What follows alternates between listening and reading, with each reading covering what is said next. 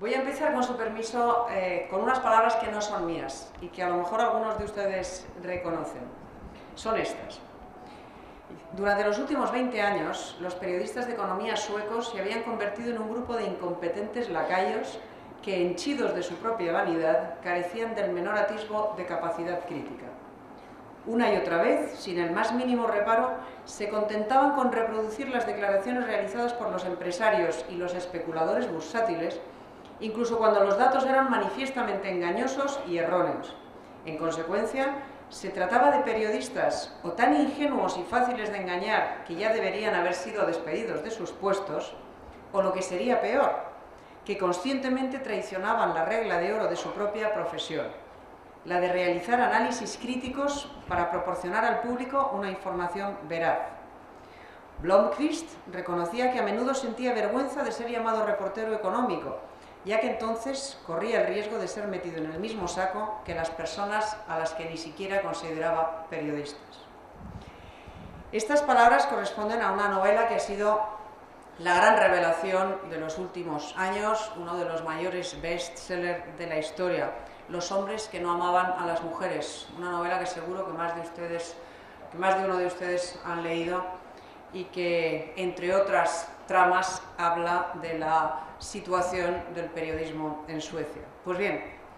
cambien suecos por españoles, periodistas económicos por periodistas a secas y Blomqvist por San Sebastián, y pueden considerar que la conferencia ha terminado, porque se puede decir más alto, pero no se puede decir más claro. Ya a mediados de los años 60 del siglo pasado, es decir, que ha llovido mucho, Lowell Mallet, un redactor del Washington Daily News, sentenciaba: ¿quién detenta la libertad de prensa? Los propietarios de los periódicos y nadie más. La libertad de prensa es una propiedad. En su gran novela, Stieg Larsson abunda en esta idea, haciendo decir a uno de sus personajes: quiero decir que tú trabajas para un periódico que está en manos de importantes intereses económicos. ¿Significa eso que ninguno de los periódicos publicados por el grupo Bonnier tiene credibilidad? La propietaria de Aftonbladet, una revista que aparece en la novela, es una gran empresa noruega que a su vez desempeña un importante papel dentro del mundo de la informática y la comunicación. ¿Quiere decir que la cobertura que Aftonbladet lleva a cabo sobre la industria electrónica no resulta creíble? ¿Estás afirmando acaso que ningún periódico sueco que esté en manos de importantes intereses económicos tiene credibilidad? Pues esa es la gran cuestión de la que vamos a tratar hoy aquí, y no precisamente porque esto ocurra en un mundo de ficción y de novela, sino porque es la cruda realidad con la que nos enfrentamos día a día los comunicadores y también ustedes, aunque en ocasiones no sean conscientes de ellos. Les voy a contar un par de anécdotas reales para entrar en esta realidad, y porque posiblemente una anécdota les ilustre mejor que la conferencia que seguirá. Hace unos días estaba yo tomando un café con un antiguo político, ahora metido a empresario, y me contaba una anécdota que le había sucedido con un buen amigo suyo, subdirector de un periódico, en el contexto de las informaciones surgidas en torno a la entrada de Oil en Repsol, en el accionariado de Repsol, para hacerse cargo del paquete que Sacir Vallehermoso había dejado vacante por la situación de virtual quiebra técnica en la que se encuentra el grupo. Son datos complejos, son paquetes de acciones, miles de millones de euros, pero al final datos que inciden directamente en nuestros bolsillos y en los puestos de trabajo de muchos españoles que, como consecuencia de estas operaciones, acaban yéndose a la calle. Este amigo me decía que, hablando con este periodista, le había dicho: uy, pues si quieres yo te puedo dar alguna información muy interesante al respecto sobre el BBVA. Y que este periodista le había contestado: mira, si no es muy grave, prefiero que no me la des. Porque en este año la facturación ha bajado un 20% y lo único que nos falta es enemistarnos también con uno de los grandes anunciantes como es el BBVA. Esto ocurría hace apenas unos días. Hace unos años yo dirigía un programa en Antena 3, se llamaba El Primer Café, que iba como un tiro, de hecho era líder de audiencia en su franja, prácticamente todos los días conseguíamos repercusión informativa, alguna noticia, dábamos noticia que era seguida en los medios, etcétera, etcétera. Seguro que alguna o alguno de ustedes tenía ocasión de verlo. de vernos allí en el primer café. Pues bien, uno de los contertulios de aquel programa era el director del Mundo, Pedro J. Ramírez. En aquel momento, la propietaria de Antena 3 era Telefónica, y el Mundo estaba publicando unas informaciones sobre el presidente de Telefónica que al señor Alierta no le gustaban, porque eran informaciones que hablaban sobre un presunto delito que acabó sobreseído por prescrito. Pues bien, un buen día me sugirió mi jefe, el jefe de informativos, que tenía que prescindir de Pedro J. Ramírez en la tertulia. Y yo le dije que no, en vista de lo cual prescindieron de mí en Antena 3 de un día para otro. Me echaron a la calle con la elegancia de darme una hora para que recogiera las cosas del despacho, y simultáneamente, porque esto podría ser la menor de las repercusiones, simultáneamente castigaron al diario El Mundo retirándole la publicidad. Durante más de 6 meses Telefónica no metió ni una sola inserción publicitaria en el diario El Mundo, lo que le costó al periódico más de 1 millón de euros. Y créanme que para un periódico 1 millón de euros es muchísimo dinero. ¿Qué quiero decir con todo esto? Pues que el control que ejercen actores ajenos al mundo de la información sobre la información y la creación de opinión es cada vez mayor. Que la libertad de expresión es cada vez más una propiedad, como decía Lowell, y que si eso es así en tiempos de bonanza, cuando arrecia la crisis, como en el momento actual, las cosas empeoran notablemente para mal de todos nosotros, incluidos ustedes, que son los titulares últimos de ese derecho a la libertad de expresión y de información que consagra la Constitución española. Y es que para garantizar ese derecho suyo, de todos ustedes, hacen falta periodistas dispuestos a obtener la información. Y el periodismo es un oficio que se enfrenta hoy en España a múltiples y variadas amenazas, entre las que cabe destacar todavía la del terrorismo, por supuesto, con la que muchos de nosotros debemos convivir, y en otro orden de cosas, la amenaza mucho más extendida, aunque soterrada, que representa el intervencionismo creciente del empresario sobre el trabajo del periodista, acosado, además, por una precariedad laboral creciente. Yo comentaba antes de entrar en esta sala que cuando yo empecé a trabajar en este oficio, hace ya más de 25 años, estábamos mejor los periodistas, incluso los novatos, los que empezábamos, estábamos más protegidos en términos laborales y más protegidos en términos ideológicos de lo que lo están hoy. Y eso que la España de hace 25 años era una España en la que Franco se acababa de morir y en la que las libertades estaban todavía en pañales. Pues insisto, el periodismo entonces era más libre que hoy y los periodistas estábamos más protegidos. Hoy en día, esta amenaza, la que ejerce el empresario sobre el informador, puede constituir a largo plazo un ataque devastador a uno de los pilares de la democracia, que es, insisto, esta libertad de expresión. Tan devastador como el que desde hace 30 años practican los asesinos de ETA y, desde luego, mucho más susceptible de alcanzar el éxito de amordazar a la prensa. ¿De qué clase de ataque estoy hablando? De que pretende silenciar la voz de esos intermediarios entre la ciudadanía y los poderes públicos, que son los profesionales de la comunicación, convirtiéndolos en mercenarios al servicio de las empresas para las que trabajan. Del que pretende hacer realidad ese demoledor diagnóstico formulado por Lowell Mallet, que reducía la libertad de información a una propiedad. Del que lamina la iniciativa de los profesionales en beneficio de unos editores cuyas prioridades están muy alejadas del interés ciudadano y muy relacionadas con el interés bancario de sus cuentas corrientes y de sus cuentas de resultados. Del que intenta convertir televisiones generalistas, periódicos o emisoras de radio en gabinetes de prensa de determinados gigantes empresariales,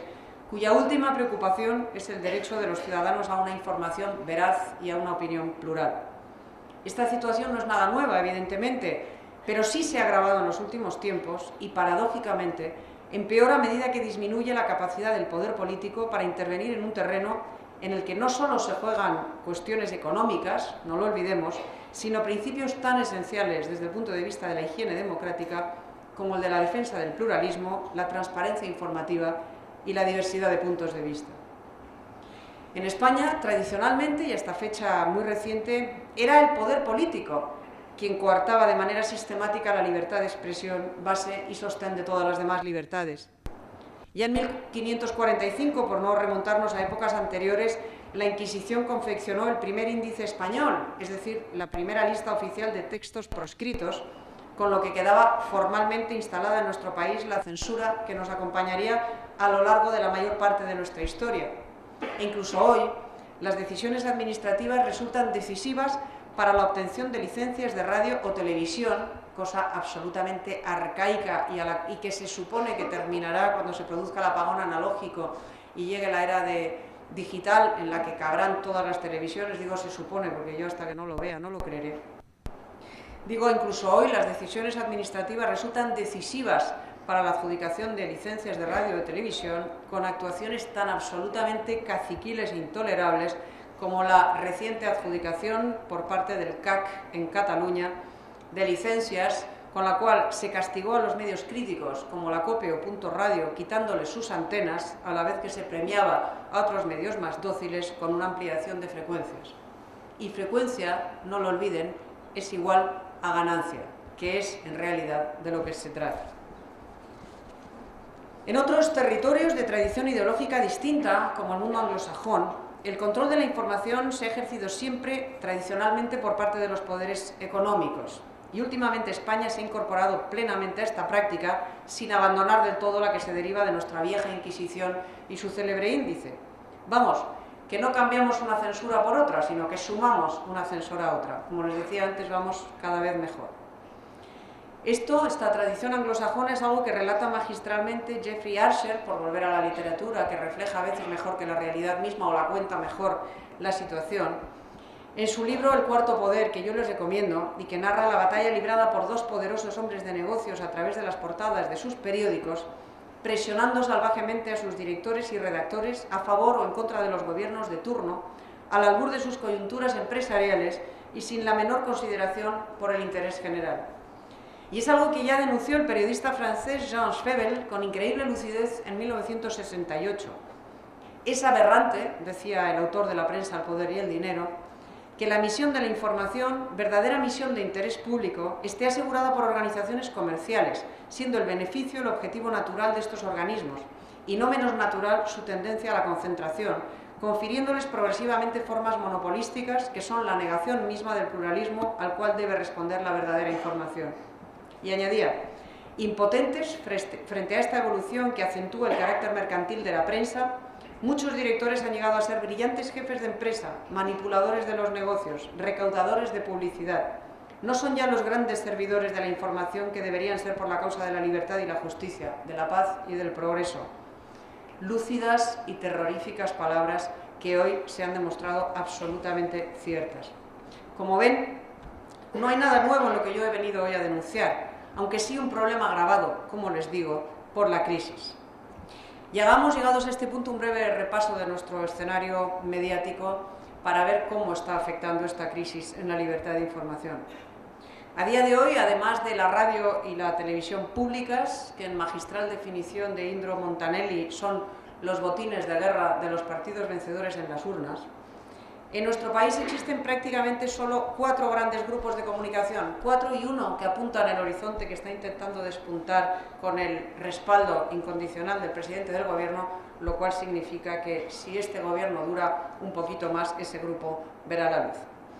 Estos grupos son Prisa, Vocento, Planeta, heredero de Telefónica, y este grupo que les digo que despunta, que es el grupo Contreras, el grupo que agrupa a La Sexta y al Diario Público. Prisa es propietario, como probablemente ustedes sepan, del País, la SER, la Cadena 4 y el canal satélite digital y la editorial Santillana, entre otras editoriales menores que tiene el grupo. Vocento agrupa a ABC, a una larga lista de diarios regionales, a Telecinco y a Punto Radio. Y Planeta es la dueña de Antena 3, de La Razón, de Onda Cero y de la editorial Planeta, entre otros negocios menores. A ellos hay que sumar el grupo Unidad Editorial, que con El Mundo, El Marca y otros medios escritos del grupo es el principal grupo de prensa escrita en este momento en España, porque fusionó Unedisa, que era la editorial del Mundo, con el grupo Recoletos, que se compró recientemente, pero no tiene una televisión en abierto ni tampoco una radio en abierto, que son condiciones indispensables para alcanzar hoy en día la condición de gran grupo mediático. Y no la tiene porque en la última adjudicación de emisoras de televisión, en la que se adjudicaron 2 licencias en abierto, el gobierno, en un acto de reparto equitativo de licencias en función del espectro ideológico, pues le dio a la 4, es decir, a Prisa, una televisión en abierto más, siendo yo así que ya era dueña de una televisión de pago, y le adjudicó otra a este grupo Contreras, a La Sexta, que estaba liderado por el que fue su secretario de Estado de Comunicación, y le negó una licencia a un grupo tan importante como Unidad Editorial, con lo cual, ya digo, es un grupo muy importante de prensa escrita, pero no tiene Veo Televisión, que es una televisión digital muy pequeñita, y no tiene radio, con lo cual no entra en este panorama de grandes grupos. ¿En qué situación se hallan estos grandes grupos? Pues se hallan en una situación muy preocupante. El grupo Prisa, que hasta ahora ha sido el más poderoso de España, está en una situación muy cercana a la quiebra, debe 4.000 millones de euros, 4.000 millones de euros como consecuencia de la compra de derechos millonarios sobre el fútbol, de majors, de derechos sobre cine en Estados Unidos, etcétera, etcétera, y no tiene dinero para pagar, sencillamente la deuda le vence muy pronto y necesita vender urgentemente Canal Satélite Digital, que es el lastre que le está arrastrando al fondo, porque El País y el SER son medios muy rentables, pero este Canal Satélite Digital es un lastre financiero insoportable. Lo que pasa es que el precio que quieren por él es un precio que nadie está dispuesto a pagar, y en esas negociaciones andan con unas pérdidas muy importantes y con un riesgo cierto de quiebra. Vocento y Planeta no arrastran esta deuda, pero no resultan rentables en este momento. Los periódicos de Vocento y de Planeta el año pasado y el antepasado perdieron muchos millones de euros. Y Unidad Editorial tiene en este momento una deuda de unos 1.000 millones de pesetas que asumió para comprar el grupo Recoletos y no genera beneficios, pero no genera beneficios suficientes en este momento para hacer frente a esa deuda. ¿Qué quiere decir esto? Pues que en el año pasado 2.000 periodistas han sido despedidos de estos grandes grupos en el contexto de ERES más o menos indispensables para salvar a estos grupos, porque siempre es mejor que un periodista se vaya a la calle que desaparezca un periódico. Eso sí que es una tragedia para la democracia. Pero lo cierto es que en este momento la situación está así, y lo que es peor, los pronósticos aventuran que el año que viene, es decir, este año, en el año 2009, 3.000 nuevos periodistas podrían irse a la calle, y muchos medios pequeñitos, medios digitales, pequeñas emisoras locales de radio y de televisión podrían cerrarse, lo cual reduciría todavía más el ya reducido espacio de libertad de información y de expresión que permanece vigente en España. Ni que decir tiene que estos gigantes privados, unos más que otros y en distinta medida según los criterios con los cuales son gestionados, pero en general estos gigantes privados emplean sus medios de un modo muy parecido a lo que se hace con un gabinete de comunicación al servicio de la empresa. Les he puesto antes el caso de mi despido de Antena 3. Mientras que el Grupo Radio Televisión Española hace lo propio, es decir, emplear televisión como si fuera un gabinete de prensa, pero en este caso no para defender los intereses de la empresa, sino de los del partido en el gobierno. Y ahora cito unas comillas: con el aval legitimador de las urnas, como recordaba recientemente su exdirectora general Carmen Cafarel, en un acto fallido, creo yo, y por ende absolutamente sincero, que demuestra a las claras el concepto tan peculiar que tiene el poder, ya sea económico o político, de eso tan hermoso y tan carísimo que llamamos independencia profesional. Por sumar una anécdota más, ahora cuando venía repasando la conferencia me acordaba de un caso que fue muy paradigmático también y que se refiere a un crítico, cuyo nombre ahora se me escapa, a un crítico literario del diario El País que había estado trabajando para El País durante años, durante décadas en realidad, y que fue despedido fulminantemente el año pasado porque se atrevió a formular desde las páginas del País una crítica negativa de un libro de Bernardo Achaga que había publicado la editorial Santillana.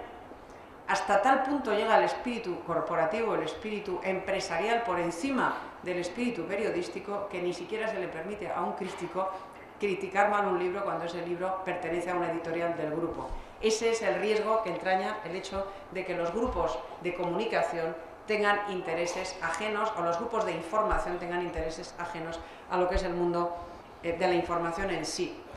Lo que ha sucedido en los últimos meses entre el grupo Prisa y La Sexta, o la factoría Contreras, en torno a la llamada guerra del fútbol, es exactamente más de lo mismo. Si ustedes han seguido las informaciones de los medios de estos grupos, ya sea el Diario Público o La Sexta, o ya sea La 4, El País o la SER, se habrán encontrado con ataques furibundos al gobierno extemporáneos, sin entender muy bien a qué se deben, o con, por el contrario, alabanzas absolutas al gobierno en los campos informativos más diversos que no tienen otra explicación que la presión y contrapresión que se ejerce sobre el gobierno para que apoye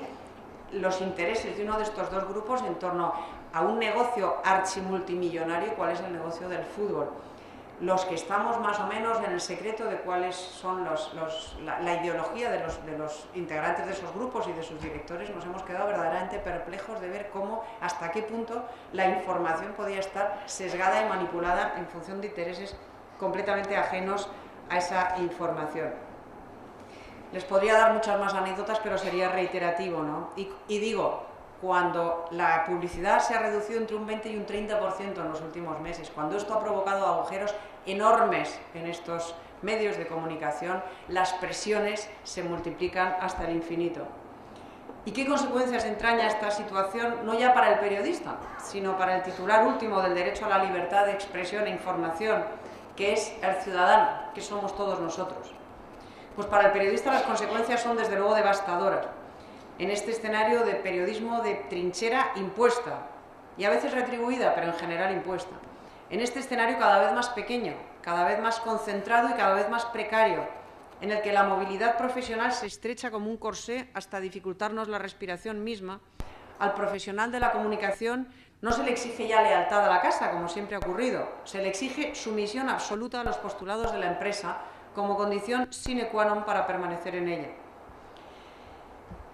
Y lo que es peor, a diferencia de lo que ocurría hace unos años, cuando los periodistas luchaban o luchábamos, porque yo todavía conocí esos años, denodadamente en distintos frentes para defender nuestra independencia, como todavía hacen hoy nuestros compañeros en Italia o en Estados Unidos, por ejemplo, aquí hoy en día un porcentaje muy considerable de la profesión asume con absoluta naturalidad que los informadores y comunicadores defiendan los intereses de sus empresarios por encima de los de sus lectores, oyentes o telespectadores, titulares últimos de ese derecho a la libertad de expresión que recoge y ampara la Constitución española y que debería constituir el credo de cualquier profesional de este oficio. A mí me duele mucho recordar que cuando me echaron de Antena 3, muchos amigos, no solo colegas, sino amigos, se sorprendían, y así me lo decían, de que yo hubiera renunciado a un trabajo tan estupendo, tan bien pagado, tan popular y tan maravilloso desde cualquier punto de vista, por algo tan absurdo como desobedecer una orden. Y muchos de ellos me decían, pero bueno, es que quien paga manda, y a ti quien te paga el sueldo te dice lo que tienes que hacer y tú lo haces. Y yo estaba verdaderamente escandalizada y decía, pero ¿cómo me podéis decir esto de un periodista? Esto se le podrá decir, yo que sé, a un empleado de un banco a lo mejor, pero a un periodista no le paga el sueldo el que le firma la nómina, le paga el sueldo el que compra el periódico o el que pone la televisión o el que escucha la radio, y a ello se debe el periodista. Bueno, pues esto, que es algo absolutamente lógico y esencial y de primer año, se está perdiendo a pasos agigantados, créanme. Me decía Indro Montanelli, que ya lo he citado y lo volveré a citar porque es el periodista a quien yo más he admirado en mi vida. Tuve el privilegio de conocerlo antes de morir, y si ustedes tienen ocasión de leer su biografía descubrirán a un hombre absolutamente extraordinario y maravilloso, y a un ejemplo de coherencia y a un testimonio de independencia a lo largo de 80 fructíferos años. Me decía, ya mayor y anciano, que él cuando veía a un periodista rico desconfiaba, y yo suscribo sus palabras y advierto de que hoy en día, con escasas y honrosas excepciones, nuestro panorama mediático, y muy especialmente el radiofónico y el televisivo, también, y cada vez más el que utiliza la red, Internet como soporte, está contaminado por unos actores atados de pies y manos, atenazados por el miedo y, en consecuencia, amordazados por razones bien distintas. Y es que en un extremo de este escenario mediático se sitúan unos cuantos gestores o comunicadores estrella que están a medio camino entre el periodista y el empresario, que están también situados económicamente y que dependen tanto de sus carteras publicitarias o de carteras publicitarias que cobran ellos directamente, no sus empresas, o también, y no es incompatible, de las licencias de radio o de televisión digital que han solicitado, que están pendientes de atribución o que les han sido atribuidas, dependen tanto de todos esos intereses absolutamente extraprofesionales que no van a arriesgar sus saneadas finanzas y sus florecientes carreras para defender algo tan intangible como la libertad de expresión o a la independencia de sus compañeros o subordinados. En el centro de este escenario, y también con una enorme capacidad de proyección pública, están o estamos los llamados tertulianos,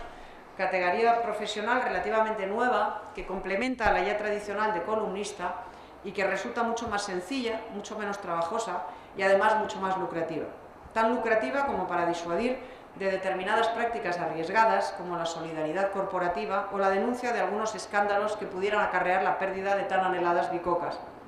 Hay que decirlo y hay que decirlo claro, y créanme que se lo digo con dolor de corazón porque estoy hablando de mis propios colegas y de mis propios hermanos. Un gran porcentaje, un porcentaje considerable de tertulianos trabaja hoy al servicio de un partido político o de un grupo de presión. No son periodistas, sino mercenarios, y lo digo con mucho dolor. Y por último, en el otro extremo del escenario y ocupando la inmensa mayoría del escenario, por desgracia, se concentra la gran mayoría de la profesión periodística, de quienes cada día buscan, cubren, elaboran y publican las noticias, acallados y sometidos por un motivo mucho más penoso que el de sus colegas antes citados: la precariedad laboral en la que se encuentra en este momento el 26% de todos los informadores españoles, con la peculiaridad de que casi el 70% de ellos son mujeres. Aquí también las mujeres pagamos un precio doble. La precariedad que lleva implícita y explícita la amenaza de perder el trabajo en cualquier momento, un trabajo por el que cobran unas cantidades míseras, además, porque la inmensa mayoría de los periodistas españoles están muy mal pagados, créanme. Y además, la existencia de una miríada de periodistas en paro o de estudiantes en periodismo dispuestos a ocupar su puesto a la menor protesta y de hacerlo además gratis, porque una de las cosas que ha empeorado notablemente en este mundo nuestro de la comunicación es que hay cada vez más gente dispuesta a trabajar gratis y cada vez más empresas dispuestas a explotar a esos periodistas dispuestos a trabajar gratis. Para ellos, para esta inmensa mayoría de compañeros, la crisis resulta especialmente devastadora. Como les decía antes, en 2008, 2.000 de ellos fueron despedidos de sus puestos de trabajo, algunos después de muchos años y en el marco de EREs implacables que les suponen irse a casa con un pan debajo del brazo, o con medio en muchos casos. Y la previsión, como también les decía antes, para 2009 es que superen los 3.000 nuevos despidos, mientras las facultades de periodismo y de comunicación de toda España escupen promociones de muchachos cada vez más numerosos y con menores posibilidades de colocarse. ¿Cómo van a defender estos chicos y chicas su independencia si bastante tienen con intentar defender el pan que tienen que llevar a casa? Ese es, con las naturales excepciones que confirman la regla, el panorama actual de la comunicación en España. Con esas notables pero escasas excepciones se dibuja un paisaje verdaderamente desesperanzador que recogen los más recientes trabajos de investigación que se han llevado a cabo al respecto. Por referirme únicamente a uno de los más importantes, firmado por el CSIS y titulado Periodistas al descubierto, más del 60% de los encuestados reconoce que carece de independencia por presiones políticas, publicitarias o empresariales, 60% de los periodistas de a pie y 80% de directores encuestados cuando se les pregunta por las presiones de las empresas anunciantes. 4 de cada 6 reconocen que la propiedad del medio es el principal factor condicionante de su trabajo y que en ocasiones se les recomienda otorgar buen tratamiento o disimular determinadas informaciones que puedan no gustar a determinadas empresas. Y finalmente un 34% reconoce que se limita a editar las informaciones que recibe sin contrastarlas. El mismo macroestudio advierte que el nivel de asociacionismo de la profesión en España es de los más bajos de Europa, apenas del 51%, y ha perdido 10 puntos en los últimos 10 años. En otras palabras, que la voluntad de organizar algún tipo de resistencia corporativa a las presiones empresariales es una idea anticuada que parece haber pasado a mejor vida en una profesión que se acomoda poco a poco al papel secundario y dócil que le asignan los auténticos amos de la comunicación, que por supuesto no son los periodistas. ¿Quién sale ganando en el escenario que les he descrito? Pues evidentemente el gran propietario, cuyo control sobre los profesionales y sobre el producto resultante es tanto mayor cuanto menores son las posibilidades de sus redactores y comunicadores de encontrar alternativas laborales, o no digamos montar sus propios proyectos empresariales, ante el elevadísimo coste que cualquier aventura semejante implica en el actual nivel de desarrollo y complejidad tecnológica de esta actividad. Es verdad que Internet ofrece a cualquiera la posibilidad de montarse un blog y lanzarse a la red, pero no es menos cierto que hoy sería prácticamente imposible una aventura como la que dio nacimiento al diario El Mundo, fruto de un desencuentro surgido por este tipo de problemas entre el director de Diario 16 y su editor. Y sería directamente impensable que un grupo de profesionales alumbrara una emisora de radio de alcance significativo, como fue el caso de Antena 3 Radio, antes de que fuera absorbida por la SER, en una maniobra empresarial declarada ilegal por los tribunales de justicia, pero hoy por hoy impune. Cosas de esta peculiar España nuestra. ¿Y qué consecuencias sociales y políticas entraña para todos ustedes este creciente poder de la propiedad sobre la información? Pues son consecuencias muy graves, créanme. Ante todo, una pérdida del control que el profesional ejerce sobre la información, que es valorada a menudo por sus superiores jerárquicos en función de criterios de rentabilidad política o económica inmediata y no por la trascendencia o importancia que le otorga el redactor. En segundo lugar, y con un carácter no menos alarmante, una pérdida de la pluralidad y diversidad de los medios que se ofrecen al público y, por consiguiente, de los enfoques de la realidad disponibles, lo que determina una merma de información y análisis que llegan al ciudadano y que condicionan su juicio. No sé si ustedes han reparado en que en este momento no hay ni una sola televisión generalista española en la que se critique abiertamente al gobierno. Ni una. Pregúntense ustedes por qué. Y finalmente, una pérdida del control que esos medios han de ejercer sobre el poder económico, derivada de las relaciones cada vez más estrechas existentes entre grandes grupos empresariales y medios de comunicación de masas, particularmente televisiones, que puede ocasionar un grave deterioro del sistema de mercado que ha dado nombre y carta de naturaleza a la globalización. En este contexto, algunas informaciones recientes sobre entidades financieras tienen mucho que ver con el negocio, con la negociación de la deuda o con la renegociación de la deuda en la que están sumidos algunos grupos importantes de comunicación. Este empobrecimiento informativo entraña un inmediato empobrecimiento democrático, porque el papel de los medios de comunicación como conformadores de la opinión pública y controladores del poder económico y político constituye, como ya les decía antes, uno de los pilares esenciales de la democracia en nuestras sociedades. La historia reciente nos ha demostrado, con casos célebres como el GAL, Filesa, Banesto, Ibercorp o Gescartera, que la función de los medios de comunicación como garantes del respeto de las reglas de juego de la democracia es crucial y no puede delegarse ni siquiera en el Poder Judicial o en el control parlamentario, que en todo caso son complementarios de aquella. Resulta muy significativo a este respecto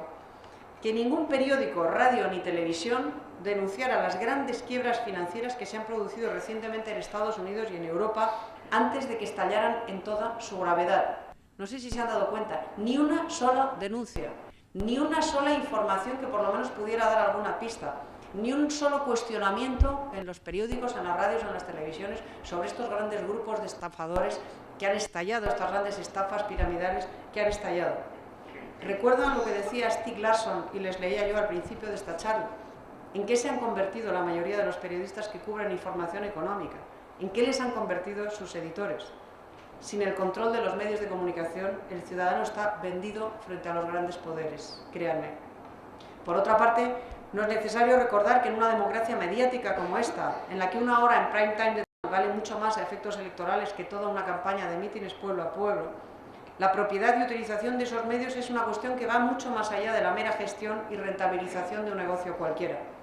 Aquí, quien controla los medios de comunicación, y especialmente las televisiones, influye de forma determinante en el desenlace de las elecciones y determina en buena medida la identidad y los colores del inquilino de la Moncloa. Y ya termino.